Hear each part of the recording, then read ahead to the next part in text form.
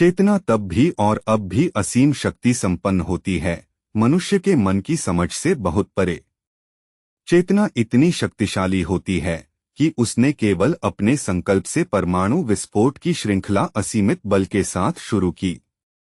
वास्तव में चेतना ने सृष्टि की कल्पना की, उसने केवल कल्पना की कि किस तरह सृष्टि की जाए। सबसे अधिक विशाल तत्व से लेकर सबसे सूक्ष्म तत्व तक उसने परमाणु की कल्पना की। जब उसने कल्पना की तब उसने सृजन किया, और अपने संकल्प से ही उसने सबको गति दी। सब कुछ जो उत्पन्न हुआ और होगा, सब कुछ वो जड़ है या दिखता है, हर एक वस्तु।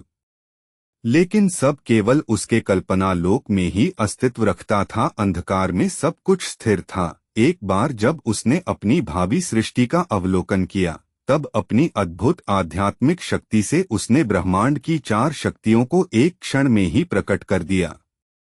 इसके साथ उसने सृष्टि का पहला सबसे बड़ा परमाणुवीय विस्फोट शुरू किया, जिसे पृथ्वी पर कुछ लोग बिग बैंग कहते हैं। चेतना उसके केंद्र में थी और उसने ही उस प्रक्रिया को प्रेरित किया। अंधकार मिट गया और ब्रह्मांड में सर्वश्रेष्ठ चेतना के संकल्प के अनुसार सृष्टि का निर्माण होने लगा। चेतना तब, अब और आगे भी स्थिर रहेगी और ब्रह्मांड के केंद्र में रहेगी, क्योंकि वह सबका स्वामी और रचयिता है।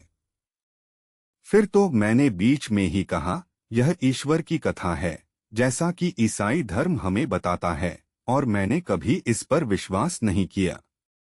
मिशेल, मैं किसी भी धर्म की बात नहीं कर रही हूँ जो पृथ्वी पर प्रचलित हैं, विशेषकर ईसाई धर्म को सृष्टि निर्माण की प्रक्रिया और उसके बाद जो कुछ हुआ उससे मत जोड़ो। तर्क को धर्म की बेतुकी विकृतियों समझकर भ्रमित मत हो। इस विषय पर विस्तार से बात करने का हमें आगे भी अवसर मिलेगा और आपको निश्चित रूप से बहुत से अचंभे होंगे।